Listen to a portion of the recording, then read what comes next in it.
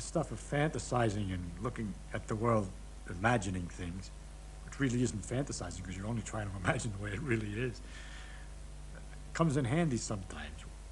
The other day I was at the dentist and he's getting ready with his electric drill to make holes. And I thought I better think of something fast or else it's going to hurt. And then I thought about this little motor going around and what was it that made it turn? And what was going on? And what's going on is there's a dam some distance away here, and water going over the dam turns a great big wheel, right? And this wheel is connected with long, thin pieces of copper, which split up into other pieces of copper and split up and spread all over the city. And then they're connected back through another little gadget that makes wheels turn. All the wheels of the city are turning because this thing turns. If this thing stops, all the wheels stop. It starts again, they all start again. And I think that's kind of a marvelous thing of nature. It's extremely curious. That phenomenon I like to think about a lot because all it is copper and iron. See, sometimes we think it's a man-made generator, it's very complicated, the phenomenon is a result of some special something that we made. But it's nature doing it, and it's just iron and copper. And if you took a big long loop of copper and had iron at each end and moved a piece of iron here, the other iron moves at the other piece. And if you get it down to the nothing, just moving a piece of iron in a loop of copper and seeing another piece of iron move, you realize what a fantastic mystery nature is. You don't even need the iron. You could, if you at least get this pump primed and started, by jiggling copper strands around fast enough, knotting them and unknotting them and so forth, you can get other copper strands to move at the other end of a long connection. And what is it? It's only copper and motion. And we're so used to circumstances in which these electrical phenomena are all canceled out. Everything's sort of neutral. Pushing and pulling is really very dull. But nature has these wonderful things, magnetic forces and electrical forces. You comb your hair with your comb and you get some strange condition. So you put it in front of a piece of paper and it lifts up the paper, or the paper jiggles at a distance far away. And that's, in fact, turns out that is the thing that's more deeper inside of everything than the things we're used to. We're used to forces that only act directly, right? You push with your finger, it only acts directly. But then you have to imagine what it is that's pushing with the finger. Here's this little finger's made out of little balls and atoms. And it's got another bunch of atoms that I'm pushing.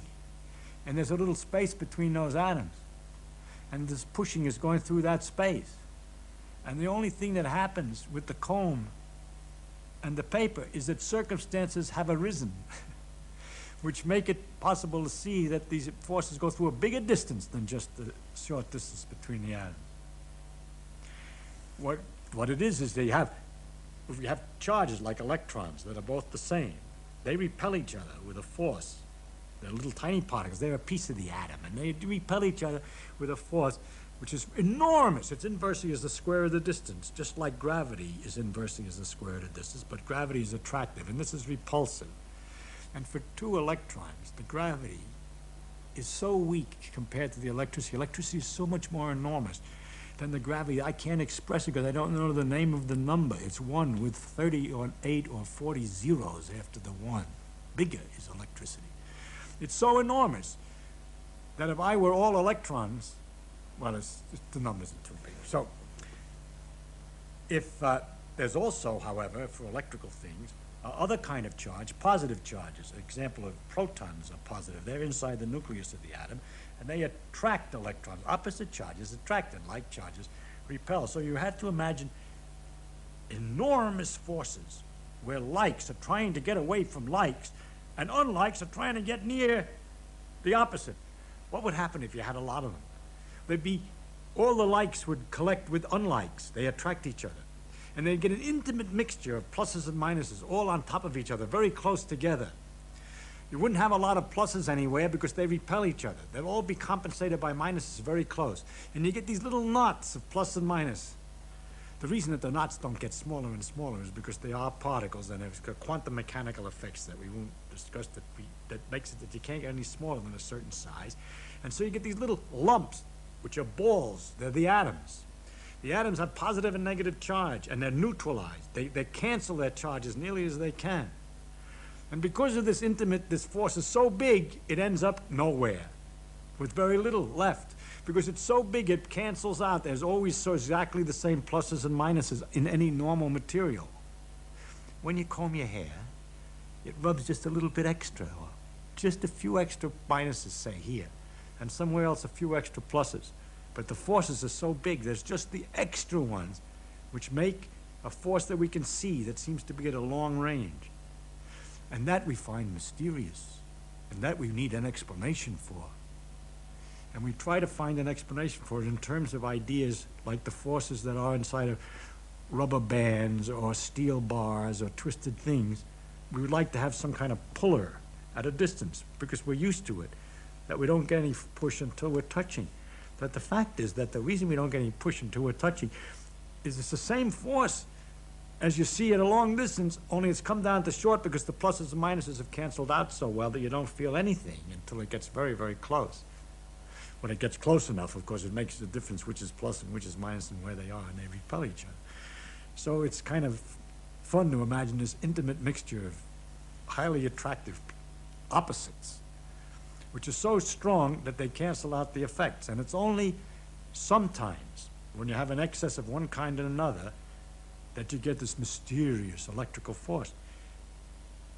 And how can I explain a mysterious electrical force in any other way? Why should I try to explain it in terms of of something like jelly or other things which are made, and I understand the other way around in terms of strong long-distance forces which have all canceled out.